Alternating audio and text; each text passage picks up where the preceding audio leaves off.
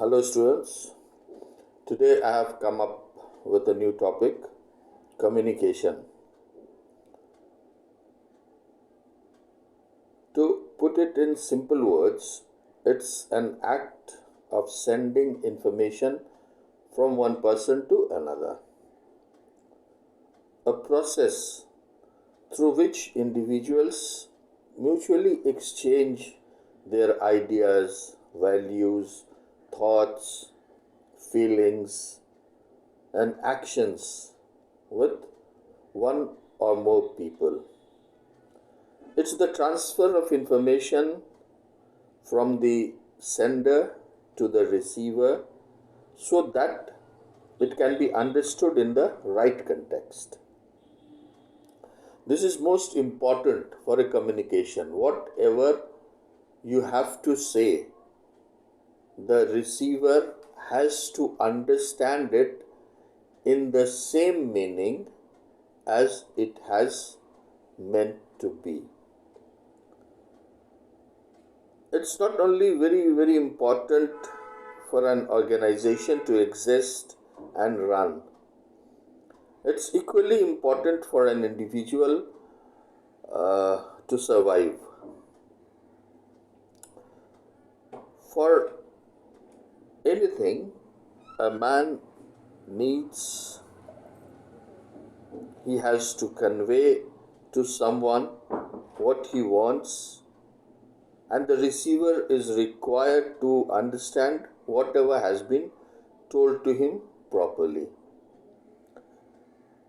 We'll now look after a few formal definitions of communication. Number one, communication is exchange of facts, ideas, opinions, or emotions by two or more persons. This definition has been given by Newman and Summer.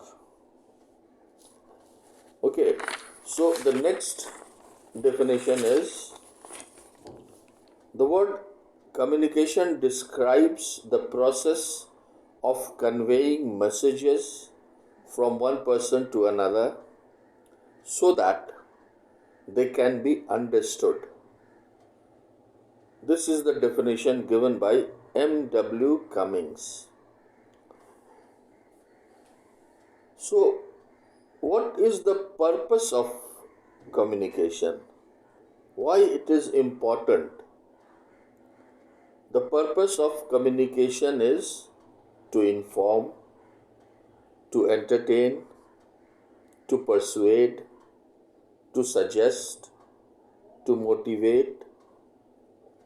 Means for every reason you have to communicate.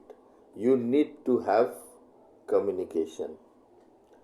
And in an organization, the purpose of communication within an organization is, the first one is flow of information, participative role, effective management, effective planning, socialization, and coordination. For everything you need communication. There are several types of communication. Like there are verbal communications, non-verbal communications, formal, informal, visual, audiovisual, interpersonal, and intrapersonal. So these are the various types of communication. Now again, when we talk about verbal communication, what do you mean by verbal communication? There are two types of verbal communication. One is oral, means face to face, we are talking to one another, telephonic, or the other one is written. It could be a message, it could be a text, it could be PPT, email, etc. So, there are two types of verbal communication, oral and written. In non-verbal communication, it is about not what you say,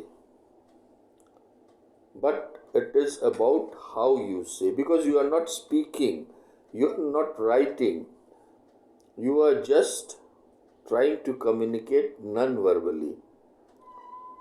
So, what are the things that are involved in non-verbal communication? The first one is body language, tone of voice, facial expression, eye contact, intonation, gestures. They may be used with or without verbal communication. Now comes formal communication. Formal communication is that is used at workplace. It can be vertical, means top to bottom, bottom to top, or it can be horizontal at the same level. So, communication through the organizational hierarchy and in accordance with the policies, rules, and conventions of the organization is called formal communication. It can be both oral and written. And informal communication, it occurs or it takes place between family, friends, etc. And there are very few chances that the informal communication may be not always correct. That is called grapevine. Now comes visual communication. How do we communicate visually? That is signs, the traffic signals we see on roads. The signals are given there and we understand what message is being shared with us. Drawings, graphics, color illustrations, and other visual aids, movies, films, these are all visual. Then audio-visual, television is an audio-visual aid through which we communicate. Now, the next is elements of communication. What are the elements of communication? What makes communication complete? The first is referent. A reference motivates the sender or receiver to share information that may initiate communication. You must have a reason. You must have some thought, some idea, some opinion, some plans, so that your communication will be initiated. Without any topic, you cannot communicate. What will you say? So, a referent is very important. It is the first element of communication. There must be some reasons to speak or exchange message. Object, sound, sight, time, schedule, ideas, perceptions, sensations, emotions, odors, etc. It could be anything. Then comes the sender. A person encodes and sends the message to the expected receiver through an appropriate channel. Channel is the medium through which we communicate. Then the third element is the message. contents of communication, what we want to convey, what is the message we want to share, what is the information we want to give to others. It may contain verbal, non-verbal, symbolic, anything. Then comes channel. As I told, the medium. Channel is the medium through which a message is sent or received between two or more people. It is the vehicle through which a message is sent.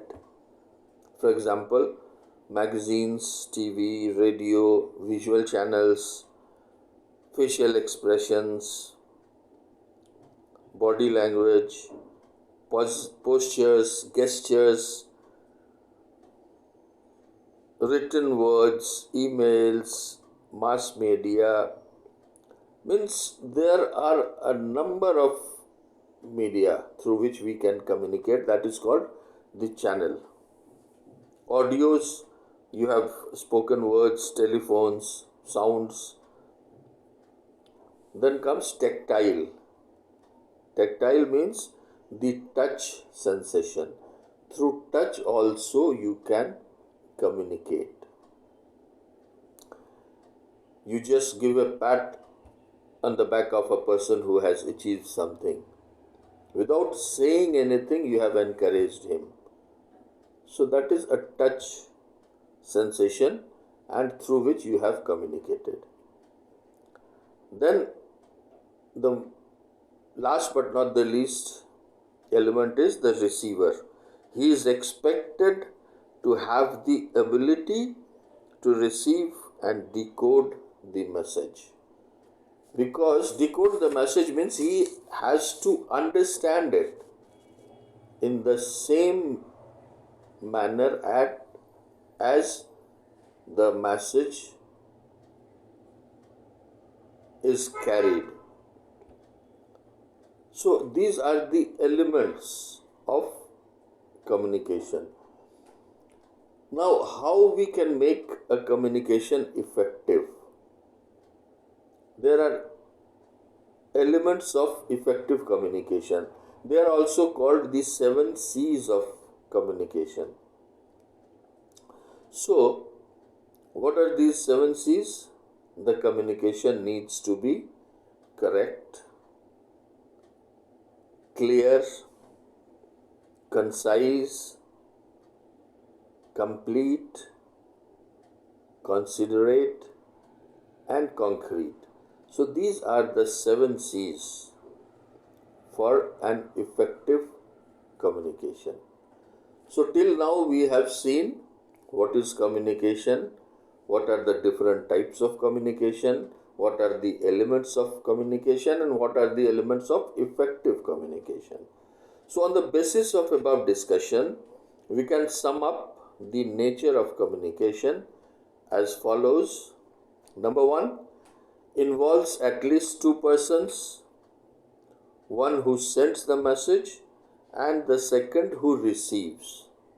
There can be more than one receivers. Number 2, it's a two-way traffic.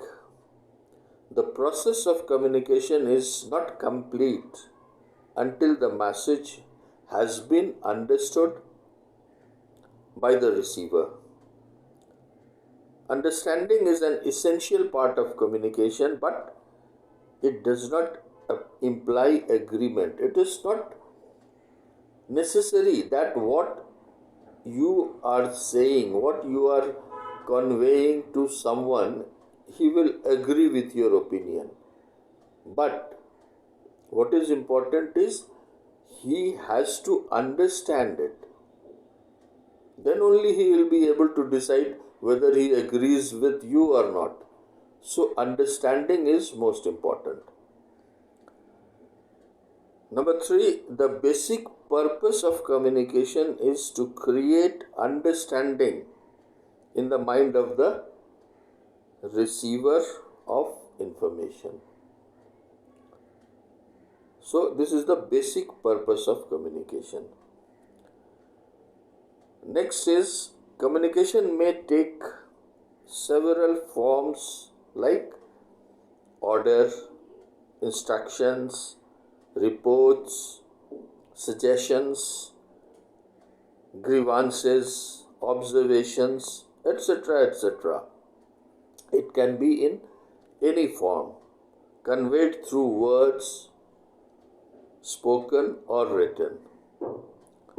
And communication is pervasive. Every management, every uh, company, every organization cannot exist, cannot work without proper and effective communication. But the last and most important topic about communication is barriers to communication. We have seen that what are the effective elements for effective communication, but there are certain things which are beyond our control, and these are called barriers to communication. Barrier to communication means any parameter that limits the purpose of or channels of communication between the transmitter and the receiver is a barrier to communication. Means obstruction in between. It may be with the sender, it may be with the channel, it may be with the receiver or the surroundings.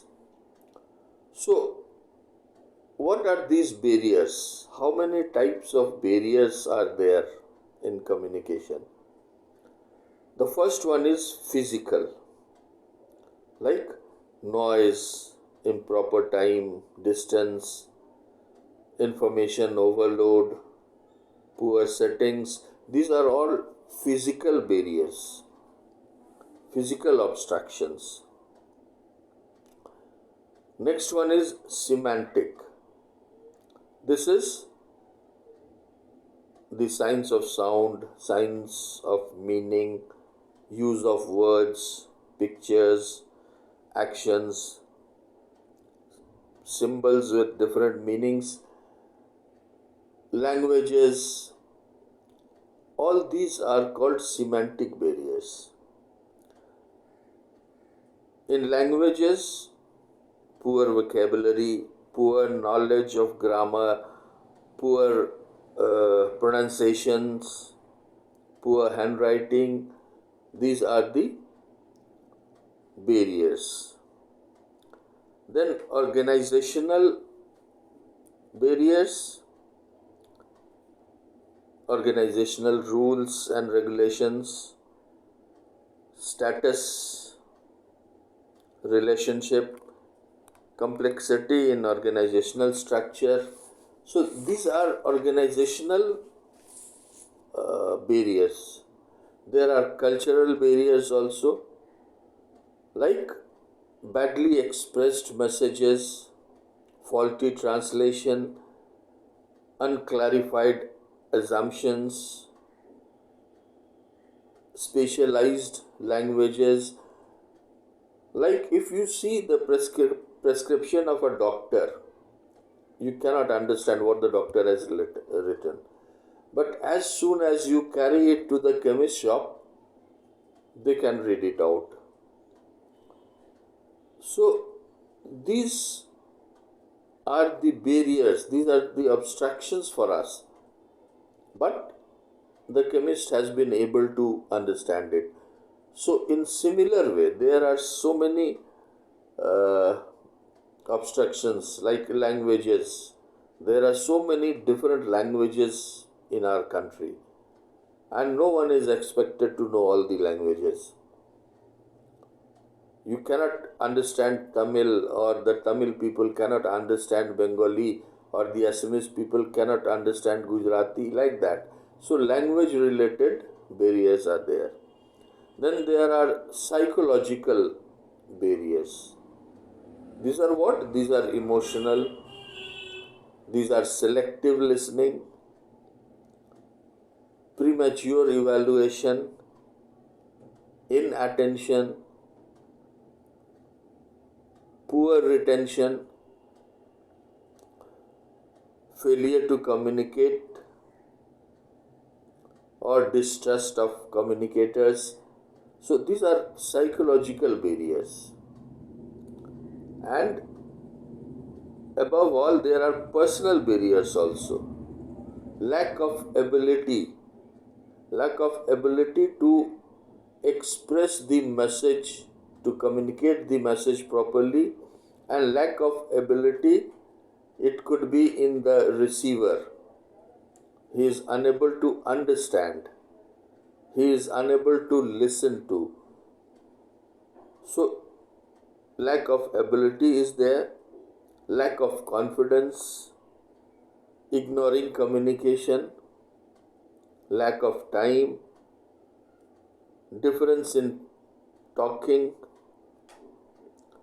So, these are the barriers in communication, and we need to overcome, we need to clear all the barriers so that we can make an effective communication. Suppose you are talking with someone and there is a lot of noise, someone is shouting, some songs are playing, some lecture is going on, a loudspeaker. So the person is not able to listen to you properly, or there is a distance, your voice cannot reach to the person who is standing at a distance from you, and there are interventions, there are some obstructions in it. So these type of obstructions are physical: noise, distance, overload of information, language barriers, psychological and personal barriers. So there are so many types of barriers one has to take care of while making an effective communication. So that is all for this topic now. We'll discuss. I'll come up with another topic in my next video. Thank you.